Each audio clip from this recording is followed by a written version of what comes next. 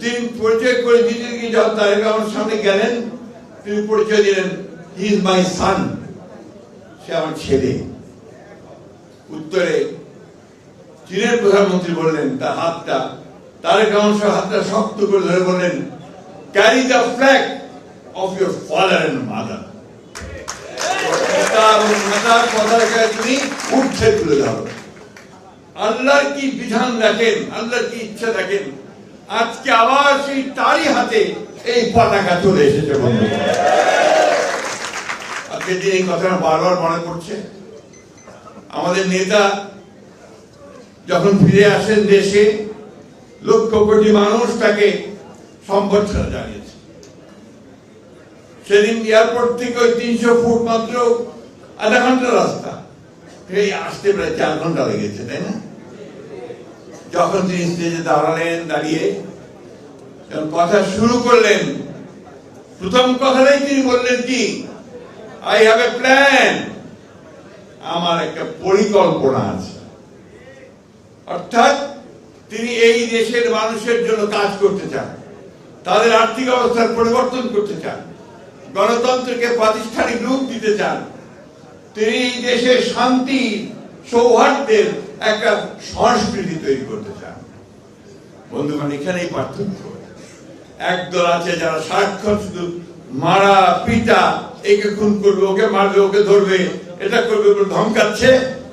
আর আমাদের নেতা দাঁড়িয়ে বলছে যে আমার একটা পরিকল্পনা আছে তোমাদের জন্য। This is the difference. এটাই হচ্ছে।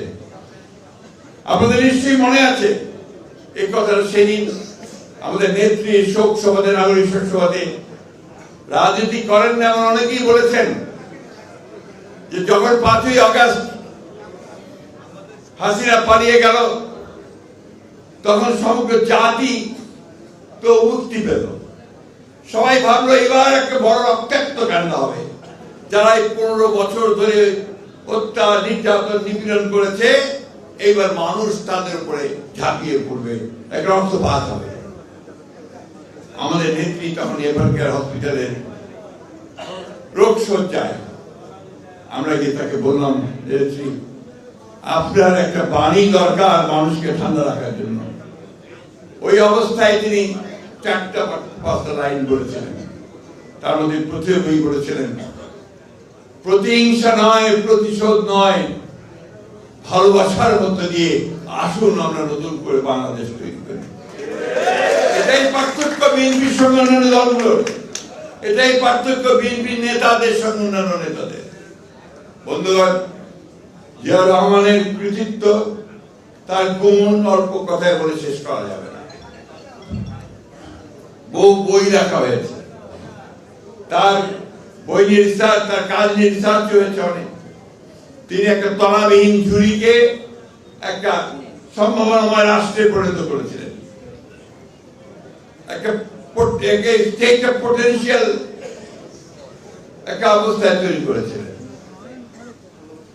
তিনি গণতন্ত্রকে মুক্তি দিয়েছিলেন, বহুদলীয় গণতন্ত্র দিয়েছিলেন একদলীয় ব্যবস্থা থেকে। সংবাদপত্র সমস্ত খুলে দিয়েছিলেন।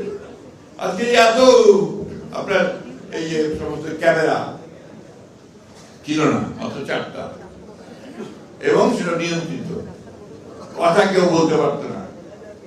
রক্ষী বাহিনী তৈরি করা হয়েছিল, ভুলে গেলে চলবে না, এটা বারবার বলতে হবে। সেই রক্ষী বাহিনী সেদিন যারাই ভিন্ন কথা বলতো, বিরোধিতা করতো, তাদেরকে তুলে নিয়ে নির্মম নির্যাতন করে হত্যা করে। বাবাকে দিয়ে ছেলের মাথা কুড়াল দিয়ে কাটিয়েছে, তারপর সেই মাথা দিয়ে ফুটবল খেলেছে। আমার কথা নয়, ইতিহাসের কথা। খুলনার শান্তি সেন কমিউনিস্ট নেতা তার স্ত্রী ও পুত্র বধূকে তাকে না পেয়ে এই রক্ষী বাহিনী তুলে নিয়ে গেছে। 21 দিন নির্যাতন করেছে, বস্তার মধ্যে ঢুকে পুকুরের প্রচন্ড ঠান্ডায় চুবিয়েছে, এরপর জেলে দিয়েছে।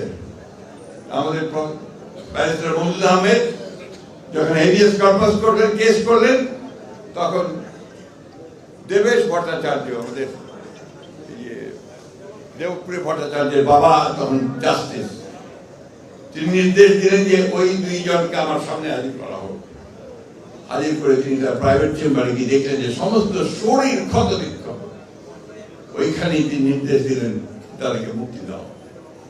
এই ছিল তখনকার অবস্থা। আমরা পরেও সে একই অবস্থা দেখেছি 14 বছর 15 বছর, তাই না? আমাদের কত ভাই চলে গেছে, কত সন্তান চলে গেছে, কত শিশু চলে গেছে। কালকে পত্রিকা এসেছে আমাদের নেতা তারেক রহমান সাহেব ওই মায়ের ডাকের একটা অনুষ্ঠানে তিনি কাঁদছেন, কারণ সেই বাচ্চাগুলো ঢুকে ঢুকে বলছে আমি আমার বাবাকে দেখতে চাই। বন্ধুগণ, এত রক্তপাত, এত কষ্ট, এত যন্ত্রণা, এত ত্যাগ, এরপরেই আমরা এত পথ পাড়ি দিয়ে কিন্তু আজকে একটা জায়গায় এসেছি। সেই জায়গাটা সামনে নির্বাচন। আমরা আশা করছি যে নির্বাচনের মধ্য দিয়ে আমরা একটা গণতান্ত্রিক একটা অবস্থায় পৌঁছাবো, যেখানে আমাদের সমস্যাগুলো সমাধান করে আমরা একটা নতুন করে একটা বাংলাদেশ রাষ্ট্র তৈরি করব। কাজও হয়েছে অনেক, আমরাও কাজ করেছি।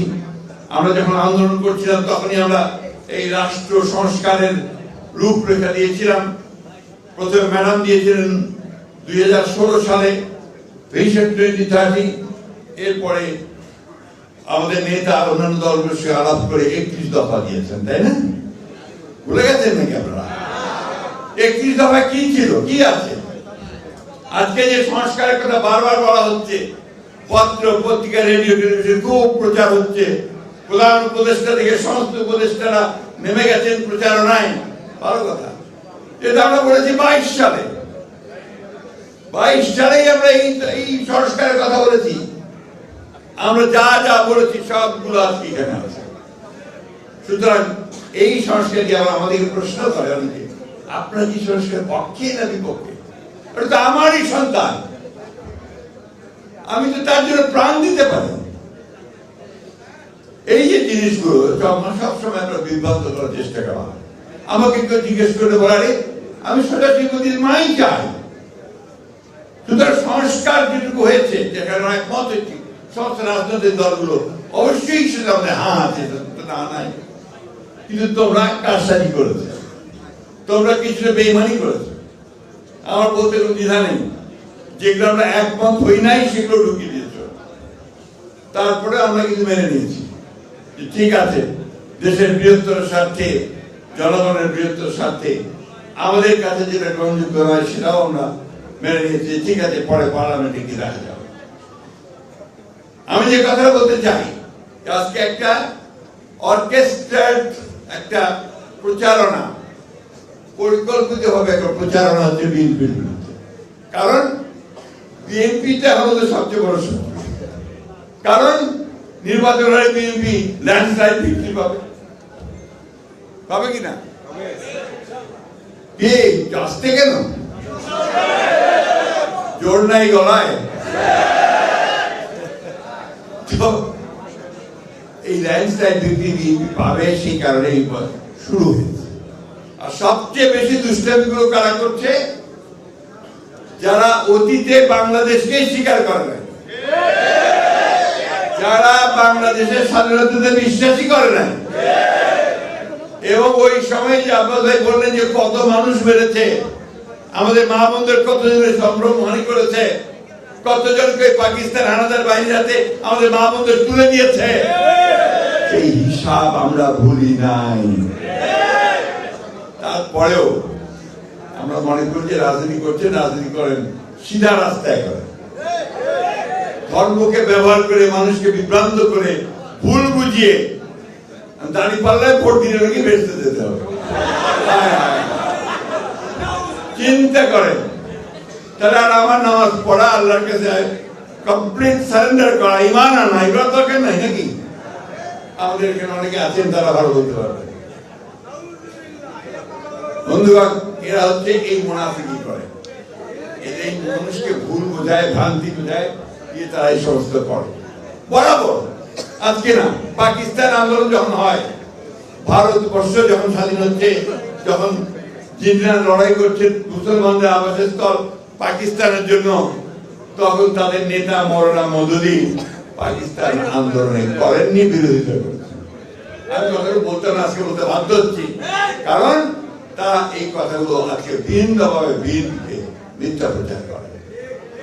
বাংলাদেশ স্বাধীনতা যুদ্ধ করেছে প্রতিটি মানুষ, তখন তার বিরুদ্ধে করেছে, ঠিক না? আজকে যখন বাংলাদেশের মানুষ উন্মুখ হয়ে আছে যে বাংলাদেশি জাতীয়তাবাদী রাজনীতি, তারেক রহমানের নতুন রাজনীতি, আধুনিক রাজনীতি যা বাংলাদেশকে পাল্টে দেবে তা গ্রহণ করবার জন্য উন্মুখ হয়ে আছে, তখন তারা আবার সেটাকে বিভ্রান্ত করার চেষ্টা করছে ধর্মের নামে। আমাদের কথা খুব পরিষ্কার, আমরা ধর্মে বিশ্বাস করি। আমাদের নেতা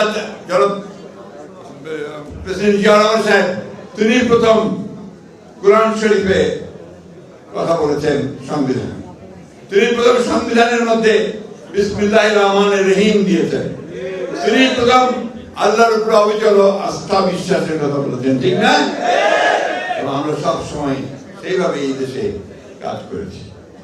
বক্তব্য বাড়াপড়া, আজকে এই সময়ে আর মাত্র আমি হিসাব করছিলাম 23 দিন আছে নির্বাচনে। এখন অনেকে নির্বাচন হবে কিনা, বাধা দেবো, করতে দেবো না, ভেতরে ভেতরে খবর নিয়ে দেখেন তাদের 3টা ভোটও নেই। বড় গোড়ায় পরে নির্বাচন হতে দেবো না, ভাই হোক নির্বাচন, দেখা যাক কে কতটা ভোট পায়। আমাদের সেই জন্য আমরা ভোটের জন্য উন্মুখ হয়ে আছি। আমরা নির্বাচন চাই, আমরা যাবো জনগণের কাছে, জনগণ যদি আমাদেরকে গ্রহণ করে আমরা আছি, জনগণ যদি বাদ দেয় বাদ দিয়ে দেবো, আমরা বিরোধী দলে থাকবো, তাই না? আগে থেকে এত গলাবাজি কেন ভাই? আমি সব শেষ করব যে আজকে আমাদের এই পরীক্ষাটা খুব কঠিন পরীক্ষা। এই নির্বাচনে নির্ধারিত হবে যে এই দেশ কি লিবারেল ডেমোক্রেসির হাতে থাকবে নাকি আপনার সমস্ত উগ্রপন্থী রাষ্ট্রবিরোধী লোকদের মধ্যে থাকবে। আমাদেরকে অবশ্যই সেই উদারপন্থী রাস্তা বেছে নিতে হবে, গণতন্ত্রের রাস্তা বেছে নিতে হবে, মানুষের কল্যাণের রাস্তা বেছে নিতে হবে।